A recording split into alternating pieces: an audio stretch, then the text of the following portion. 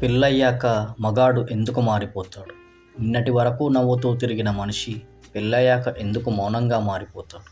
ప్రేమ తగ్గిందా? లేక బాధ్యతల బరువు అతని నవ్వును దాచేసిందా? ఈ కథను చివరి వరకు చదవండి.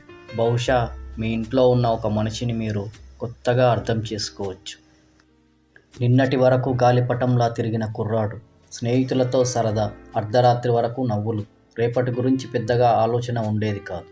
కానీ పెళ్లి తర్వాత అతని ప్రతి నిర్ణయం ఇక తన కోసం మాత్రమే కాదు, భార్య కోసం, తల్లిదండ్రుల కోసం, పిల్లల భవిష్యత్తు కోసం. అతని జీవితం నేను నుంచి మనంగా మారుతుంది. ఒక జీతం వెనుక ఎన్ని బాధ్యతలు దాగి ఉంటాయో తెలుసా? ఇంటి అద్దె లేదా ఈఎంఐ, కరెంటు బిల్లు, పిల్లల స్కూల్ ఫీజు, తల్లిదండ్రుల మందులు, భవిష్యత్తు కోసం పొదుపు, ఇవన్నీ చెల్లించిన తర్వాత తన కోసం మిగిలేది ఎంత?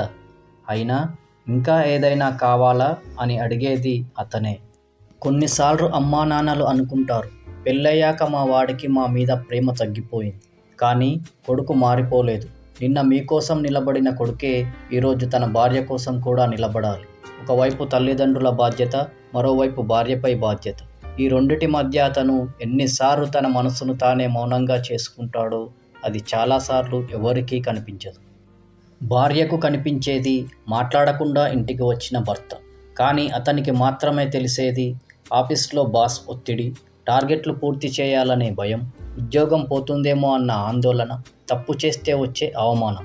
అన్నీ గుండెల్లో దాచుకొని ఇంటికి వచ్చేసరికి మళ్ళీ నవ్వడానికి కూడా అతని దగ్గర శక్తి ఉండకపోవచ్చు. అది ప్రేమ తగ్గడం కాదు, అది మానసిక అలసట.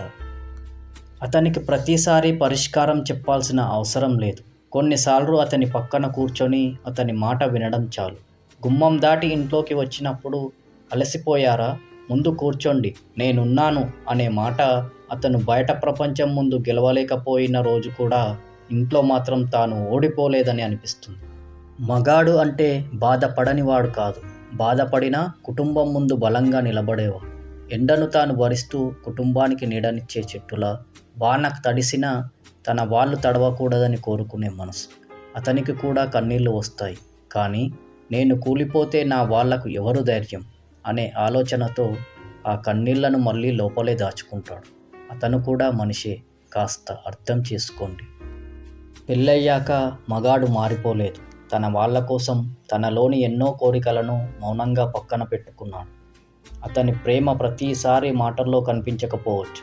కానీ ఉదయం ఇంటి నుంచి బయలుదేరే ప్రతి అడుగులో, కుటుంబం కోసం చేసే ప్రతి కష్టంలో, రేపటి కోసం చేసే ప్రతి త్యాగంలో ఆ ప్రేమ దాగి ఉంటుంది. కాబట్టి ఈరోజు మీ ఇంట్లో అలాంటి ఒక సైలెంట్ హీరో ఉంటే అతని దగ్గరకు వెళ్ళి ఒక్కసారి చెప్పండి, నీ కష్టం మాకు తెలుసు, నీకు మేమున్నాం. ఈ మాట అతనికి చేరేలా ఈ వీడియోని షేర్ చేయండి. కామెంట్, నీకు మేమున్నాం. Thank you for watching.